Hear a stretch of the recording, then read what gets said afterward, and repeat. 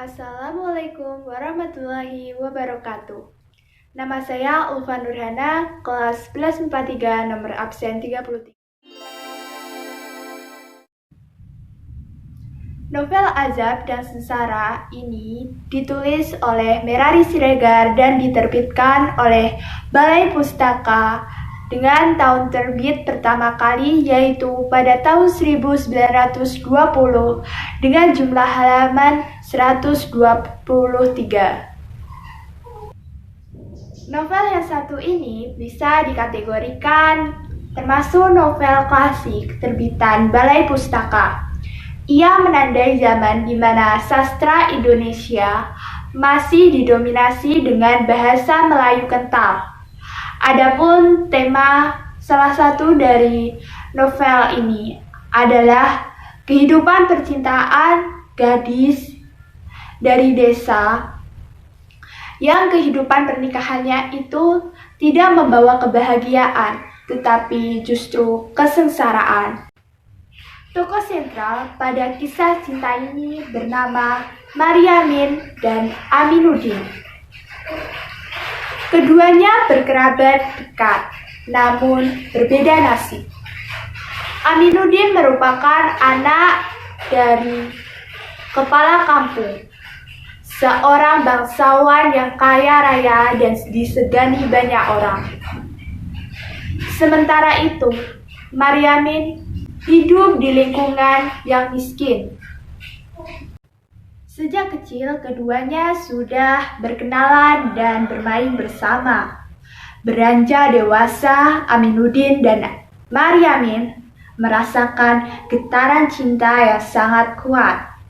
Aminuddin berjanji akan menikahi Maryamin. Niatnya tersebut diutarakan kepada ibu dan ayahnya, Baginda di atas. Baginda di atas diam-diam tidak menyetujui rencana Aminuddin yang akan menikahi Maryamin, karena menurutnya hal tersebut dapat mengakibatkan menurunnya derajat bangsawannya. Untuk mewujudkan niatnya tersebut, akhirnya Aminuddin berangkat ke Medan untuk mencari sebuah pekerjaan. Saat di Medan, Aminuddin masih rajin berkirim kabar kepada Maryamin yang berada di kampung. Sampai sewaktu-waktu Aminuddin mengirim berita bahwa ia sudah siap untuk berumah tangga dengan wanita pujaannya tersebut.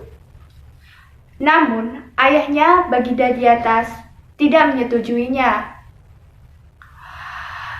Baginda di atas menyusun rencana agar istrinya tidak menyetujui rencana Aminuddin yang menikahi Maryamin.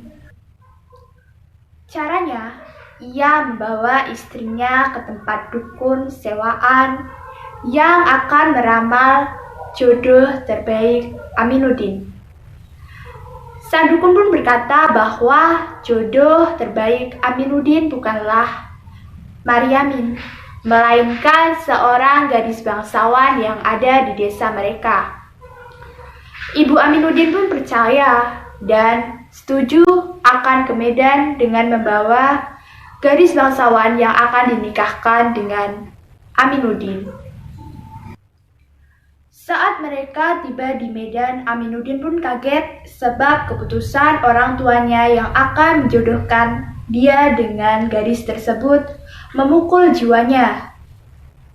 Namun Aminuddin tidak bisa menolak keputusan orang tuanya tersebut, sebab ia terikat adat budaya yang mengharuskan untuk patuh kepada orang tua. Aminuddin pun akhirnya mengirim surat kepada Maryamin dan memohon maaf karena ia terpaksa menikahi gadis yang tidak ia cintai tersebut. Mendengar kata tersebut, Maryamin sangat sedih. Bahkan ia sempat sakit. Setahun berselang, ibu Maryamin menerima pinangan dari seorang laki-laki bernama Kasibun. Ia berharap pernikahan tersebut dapat mengobati luka Maryamin. Akan tetapi, yang diniatkan Ibu Maryamin tidak terjadi. Pernikahan tersebut malah menambah penderitaan bagi Maryamin.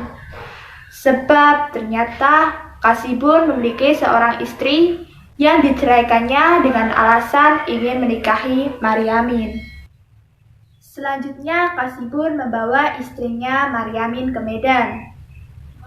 Mereka mengalami hubungan suami istri yang sangat compang karena Maryamin tidak ingin melakukan hubungan intim dengan suaminya.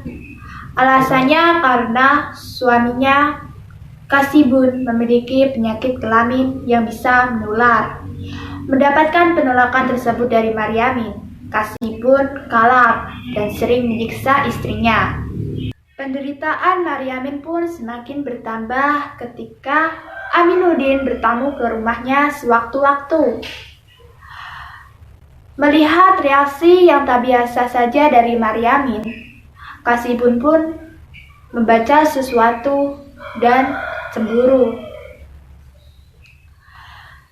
Kasibun semakin hari semakin menyiksa istrinya tersebut. Pada akhirnya, Maryamin tak sanggup lagi atas penderitaan yang ia dapat dari suaminya tersebut.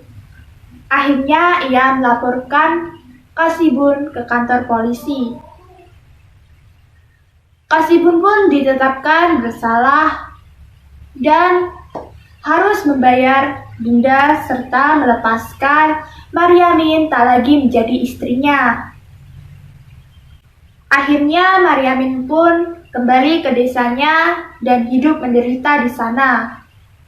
Sampai akhirnya Maryamin sakit-sakitan hingga meninggal dunia dalam derita.